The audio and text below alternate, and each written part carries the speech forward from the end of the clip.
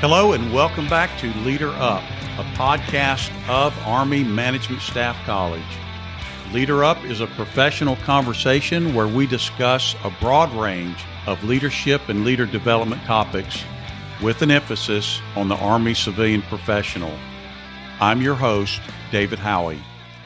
On today's episode of Leader Up, we're going to talk to Mr. Tom Greco, and Tom Greco is the TRADOC G-2. And we're going to talk about the CES program, but we're going to start off and talk about global security and the environment that we are in currently. And so, Mr. Tom Greco, thank you for joining us today on Leader Up, and thank you for your time. Well, I'm really excited to have an opportunity to talk to the AMSC audience. It's a very important program, and if the Army is going to be prepared to face the challenges of the next 10 years, we've got to have rigorous education in the Army from the Army Management Staff College. It is absolutely critical to the future of the Army. The civilians are an absolutely essential professional part of the Army workforce. And so let's talk about a little bit about yourself so that our Leader Up audience kind of knows where you're coming from. Just a little bit about your background, how you got to be the TRADOC G-2, and kind of how your background informs you to address global security and the global environment that we're in today. Yeah, well, let me answer it this way, because I can think of nothing less interesting than hearing about my background. We are really in perhaps the most exciting time to be associated with the U.S. military since the interwar years between World War I and World War II. The very character of war is actually changing. And TRADOC, and especially AMSC, are critical factors in how we prepare for what the Army is going to be called to do for the next 10 years. Think about it. Information, artificial intelligence, autonomous and robotic systems, nanotechnology, neurotechnology, biotechnology, quantum, AI, all these things are transforming the way people live. And ultimately, the Army is a people business. Think about it for a second. Nations wage war in the way they generate wealth. The Romans built roads, the Dutch and then the British, they ruled the seas and had international trade. The U.S., we became a global power by virtue of the scope and scale of our industrial base. And now the way we generate wealth in the U.S. is through our information and service economy.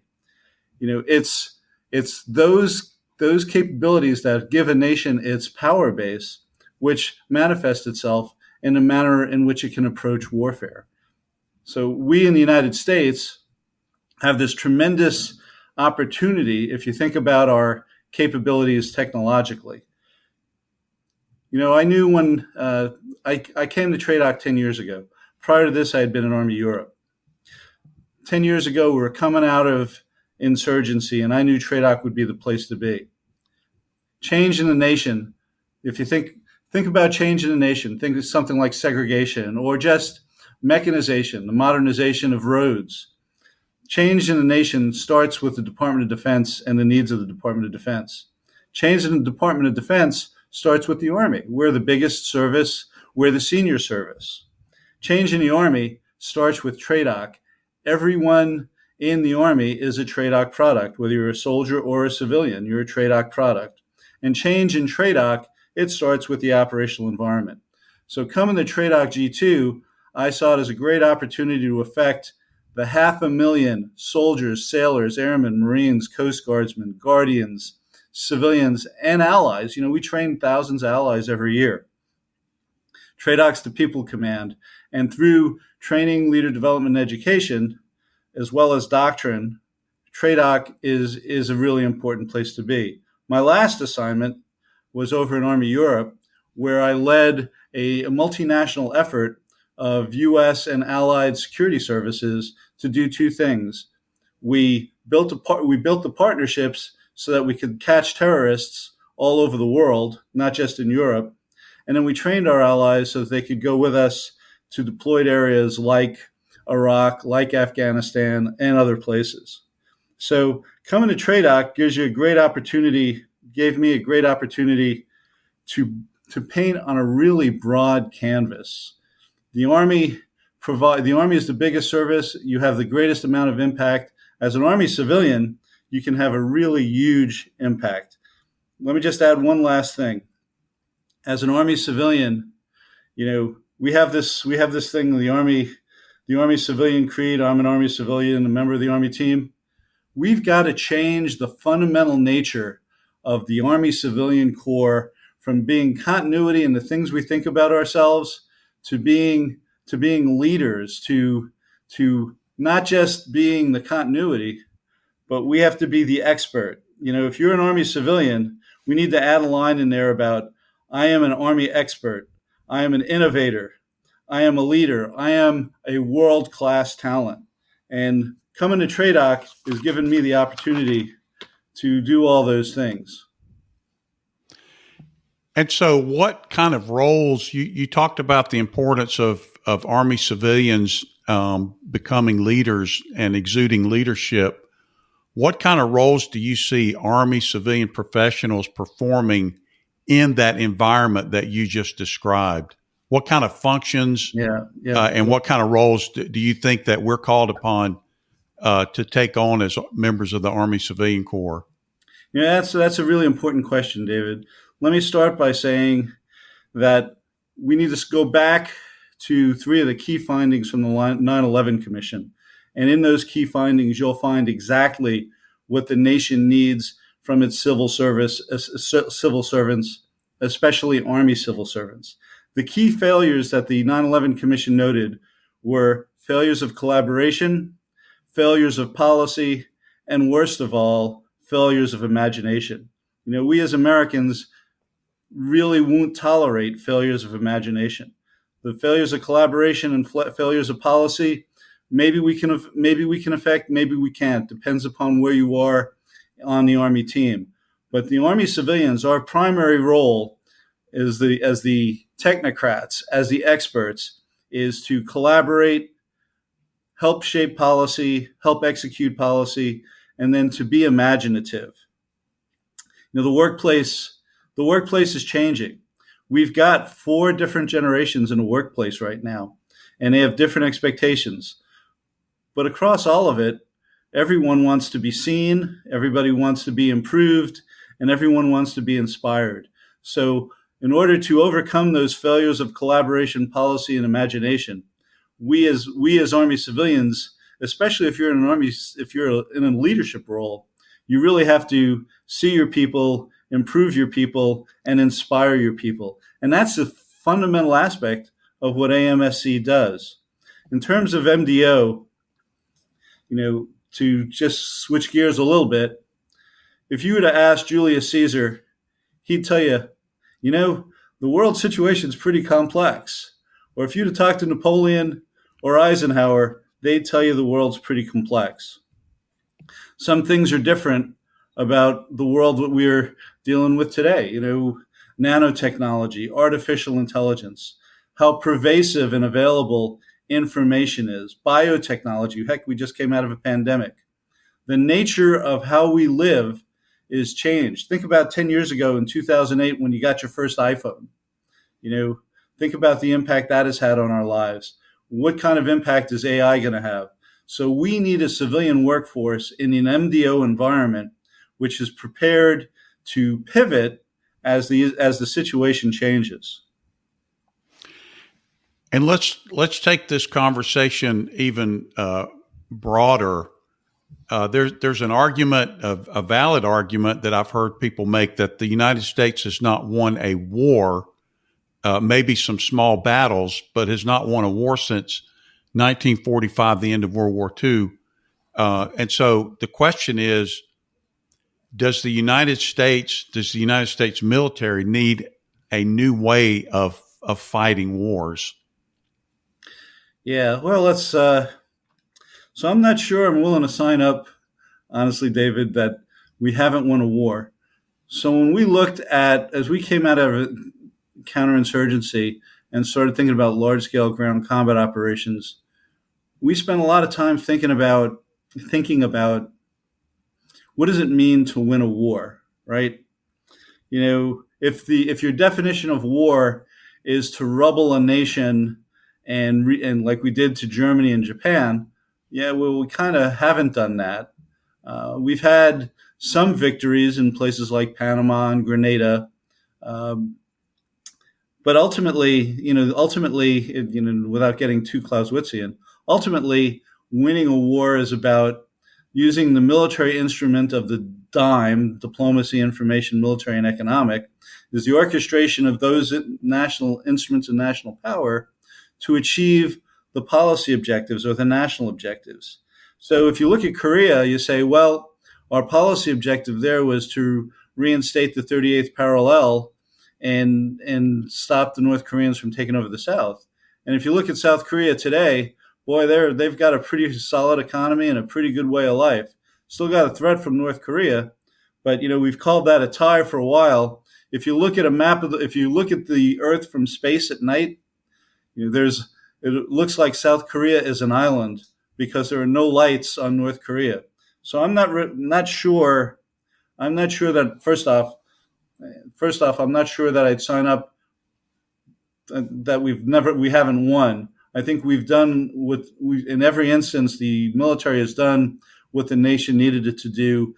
And to get to your point, by answering it that way, yes, we do need a new way of war because I think we're all a little dissatisfied with the outcomes. And it's not necessarily from the tactical or even operational application of the military aspects of the dime. It's the central orchestration of all the elements of national power so that we can get to the policy objectives that the National Command Authority wants. So, yes, I think we need a different approach to war. Yes, I think if you're the military, if all you got is a hammer, everything's a nail, right? And we have to have an approach which looks not just at the tactical situation and the use of lethal firepower, but really has to look at how do we use diplomacy, information, and most importantly, our economic might. We're still the world's dominant economy. And all of the things that you just mentioned pull us back into this concept for the United States Army, the United States military, about MDO, multi-domain operations. And so is there needed to be a new theory regarding winning in an MDO environment? Absolutely. So one Secretary of Defense remarked that we shouldn't call ourselves the Department of Defense. We should call ourselves the Department of Buying Planes and Ships and Tanks. And really, when you think about defense, it's not really where the strategy needs to lie. When you think strategy, it's ends, ways, and means. Our national security strategy needs to be much more broadly based. And the military part of the national security strategy needs to be better nested. I've heard Steve Bannock, the director of the Army Management Staff College, talk about a need for a Manhattan Project-like study where we look at how do we orchestrate all the instruments of national power. And he's absolutely right.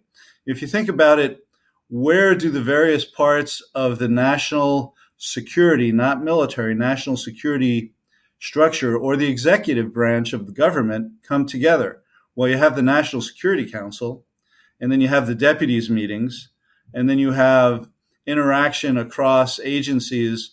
But really, if anything has vexed our ability to achieve national objectives since the end of World War II, it's been the inability to fully orchestrate all the elements of national power with the same alacrity with which we have been able to orchestrate the military tool of national power.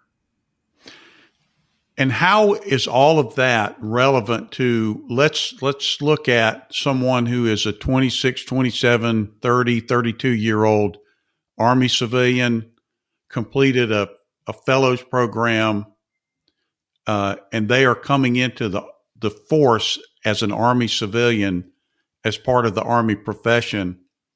how is all of that relevant to that person and the kind of skills that the nation may call upon that person to have to support that kind of a fight that our nation is engaged in?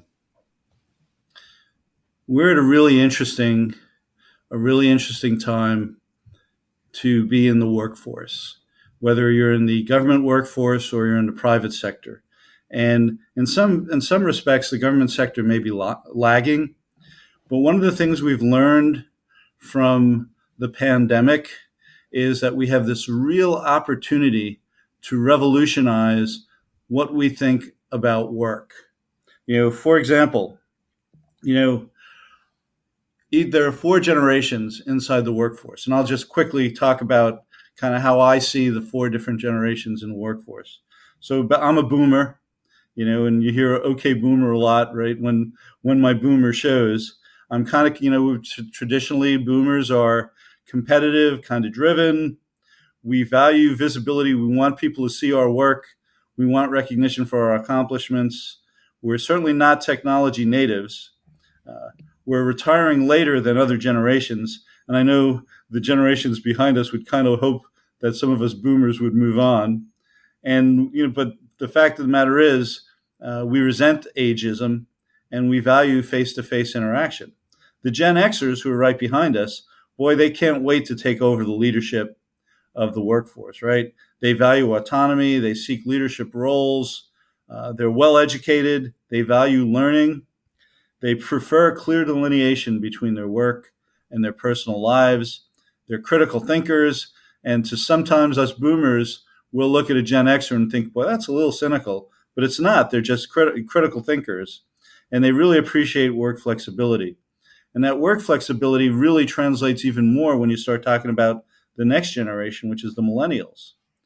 They value collaboration. Millennials are technology natives. They're motivated by the meaning of their work. They seek actionable feedback, and they really want to be recognized, and they should be recognized for their accomplishments. More importantly, though, more so than the older generations, they want their voice to be heard, and they want to make suggestions, and they want somebody to pay attention to suggestions. Then finally, the Gen Zs, they're optimistic. They value social responsibility and diversity, and they have high technology expectations. They don't have traditional approaches to finance or education or work. They really want a lot of different developmental opportunities: Army Management Staff College, detail work assignments, personal development. While they want stability, they also want flexibility. So what does this mean? So you have these 4 generations in the workplace. You have all these new technologies like Teams and other capabilities. So what it means in a workplace is that the standard 9 to 5 is going to be replaced by working anytime. The brick and mortar workplaces that I grew up in are going to be augmented and maybe even replaced by working anywhere at any time.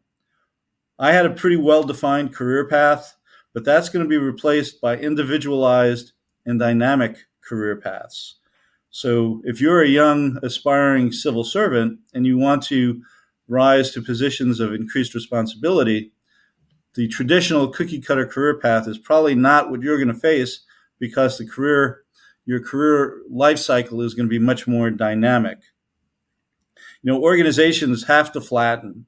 Junior voices have to be heard, and junior people have got to develop the skills on how do you lead up when you're actually at the work level. You see the problems. How do you put a voice to that and help your seniors, not superiors, your seniors, figure out how to make things better. So we're going to see networks in place of silos. The Army budgets right now, we have pegs. In the Army, when we talk about combat operations, we have warfighting functions, maneuver, fires, intelligence, right? Those are going to be replaced by networks. As a boss, I find myself doing less directing and a lot more coaching. I don't really have control. I really want to empower my workforce. And directing, I don't say do this. And a lot of times it's, hey, and I try to show the things that we need to do. I grew up on emails and briefings and PowerPoint and meetings, but really what we're going to see in the future are things like collaboration, storytelling, and trial and error. The bottom line is, I grew up in a large measure in an Army that saw itself as a factory, a very process-driven, repeatable factory.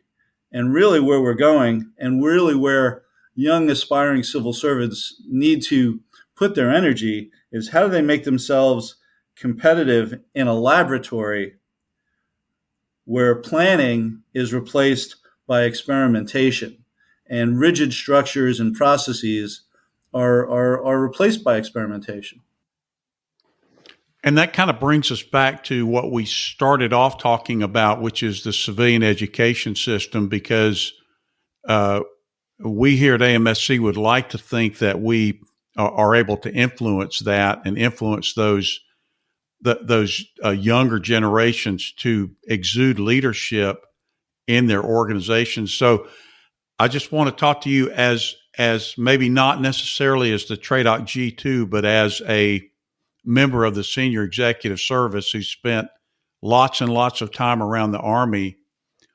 Why is it important for members of the Army Civilian Corps to complete their grade equivalent CES course? Yeah, that's a great question. And AMSC is so important, right? The amount of thought that the faculty and staff at AMSC put into each of the different classes, it's truly designed across the board, across the Army, for individuals at a certain level of responsibility to have the knowledge, skills, behaviors, attributes that they require to perform at that level, right? So first thing we need to talk about in terms of being a civilian as opposed to being in the military is there's a difference between a pay grade and a rank, right? When you get promoted sergeant first class or major, that's a rank, right? No matter what job you do, that's your rank. When you're a civil servant, you get selected for a job. And one of the things that Army Management Staff College does is it specifically designs the curriculum for the civil servant at a certain level in their career to absolutely have the knowledge, skills, and behaviors they need at the level of the point of the career where they are currently. And the great thing about Army Management Staff College is it's not training. It's truly education. It arms the civil servant with the ability to expand their thinking and apply it across a whole different set of use cases. So you don't just get better at the job you're in now. It provides you the basis for the kinds of skills you're going to need to succeed in future positions, whether they be at the same level of responsibility or at a higher level of responsibility. So that's, the great thing about the Army Management Staff College. The other thing I would tell you is whenever I mentor, and I have a fair number of folks who I work with, the first thing I tell them is find out what your superpower is, right? And I'm not talking about X-ray vision or leaping tall buildings in a single bound, but some people are brilliant with numbers and they're really good at mathematics or spreadsheets. Some people are brilliant at orchestrating a process. Some people are fantastic briefers. Some folks have expertise in statistical analysis. Whatever your superpower is, and the further you go up, the more you want to refine your superpower. When you're at the worker level, you've got to be good at the job that you're in, but you want to start building your skills and knowledge, skills, and behaviors so that you can be competitive at a higher level. If someone says to me, I want to be an SES, I say, okay, so what SES job do you want? And then you have to look at your career and what are the key knowledge, skills, and behaviors that are going to make you the most competitive for that dream job. And the great thing about Army Management Staff College, you go through those classes and you're changed. you get the kind of education that teaches you how to be a learner. And when I talked about the change in the workplace, it's really critical to be a lifelong learner. And Army Management Staff College is absolutely essential for civil servants to learn how to be learners to succeed in the civil service. The last thing I'm going to say is a lot of civilians equate professional development to the classes that you went to, the schools.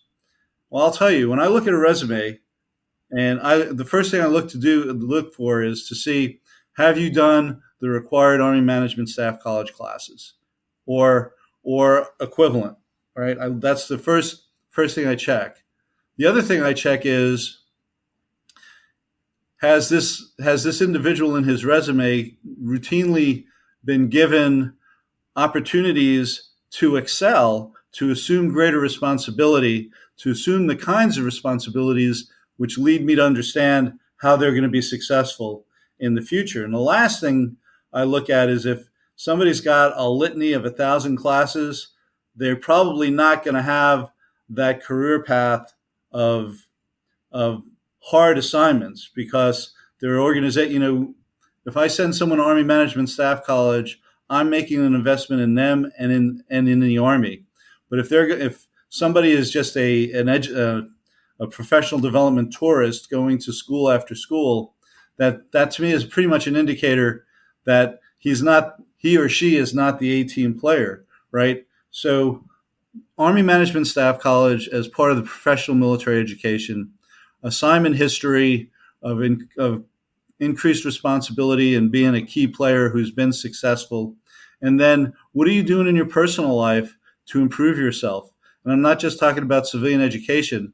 If you've got an interest or a hobby, there's this great book by a fellow by the name of Epstein called Range. It's how do generalists succeed in a highly specialized society, in a highly specialized environment. For Army civil servants, we want you to be specialized. But as you get into more and more senior leadership positions, right, Army Management Staff College teaches you how to learn so that you can become more of a generalist. And what you'll find is that you can learn things, playing chess or doing ballroom dancing, which you might not understand why, but basically the way it forces your synapses in your brain to interact in a different way, you become much more creative in your problem solving. So at last, I'll just close it up. AMSC is absolutely important. It's been very well thought out. It teaches you how to learn, and we're quickly becoming a civil service workforce which needs to continuously learn how to learn. And that point that you made about achievement, learning new things from other types of activities, that's something that we have talked about a lot in the classroom, which is simply that achievement begets more achievement. So if you learn how to do one thing well, it bleeds over into other parts of your life. That's a great point. It's something that we Peter do. Senji talks about that in the fifth discipline, right? Success to the successful is one of the things he talks about. Right. And the other thing I thought was a great comment is the idea of the superpower, and that is one of our goals when I was in the classroom, was for each student to walk away with an understanding of what their unique strength is. And it kind of ties back to that old Peter Drucker quote, leverage your strengths, shore up your weaknesses. But if you can be in a position to leverage your strengths, that's better, because number one, you're good at it and you do it easily. And people are drawn to that strength when you do it with such ease, as you pointed out. It also gets to your personal brand, right? As you get more and more senior and you're competing for positions against other highly qualified candidates, not getting selected, there's just a lot of talent, right? So what's your personal brand, and what are you good at? If you've stayed true and really honed, as Stephen Covey says, sharpen the saw. If you've really honed your personal skills and developed your superpower, you have a much better chance of being branded for the kinds of jobs that you'd want to pursue. The personal branding it's what do you wear, how do you carry yourself, what's your presence, what is your word choice, is your conversation starter, so what book are you reading, or is it, do you think Kanye is going to get back with Kim, right? I mean, what are you bringing to the workplace? And I want to kind of close this discussion out with a little bit about the Senior Executive Service of which you're a member of. And I would like to hone in on the symbol of the Senior Executive Service, which is that keystone. And what does that mean to you and the job that you perform and that other members of the Senior Executive Service that you work with, that are your peers? What does that symbol mean to you, and how should we as other folks in the Army Civilian Corps see that symbol? So the keystone is the center stone that holds all the other stones in place in an arch, right? So, and that's exactly what senior executives do. When I think about the difference between being a GS-15 or being a member of the Senior Executive Service, when you're a GS-15 or even a colonel, if you're in the military, you're held responsible for the outcomes that your organization produces. When you're a member of the Senior Executive Service, you're held responsible for outcomes which you may not personally be able to influence. You have to build the coalitions away from the keystone, across the other stones of the arch, in order to advance your organization's mission. So the key difference I would tell you is, as a 15, you're very much responsible to get your organization to achieve the outcomes that it's required to perform. But as a senior executive, in keeping with the notion of the symbol of the keystone, I am held responsible for having broader impacts than just my organization. I am held responsible for building broad coalitions to have broader impacts. And thank you so much for that answer, Mr. Tom Greco. And this kind of brings our discussion to a close. And on behalf of our Leader Up audience, I just want to thank you for your time and sharing your thoughts about Army Civilian Corps, CES program, and about the kind of global security environment that we're working in. So thank you for being with us today. My pleasure. Thank you. And so, Leader Up audience, what did you think about the comments from Mr. Greco, the TRADOC G-2? What's it mean to you? And what is your superpower? And how can you continue to make yourself better as a leader in the Army Civilian Corps? And let us know what your thoughts are about that. And join us again next time for another edition of Leader Up. As always, if you have any questions or feedback or would like to learn more about our podcast, please check the description for our email and for our website. Thanks for listening.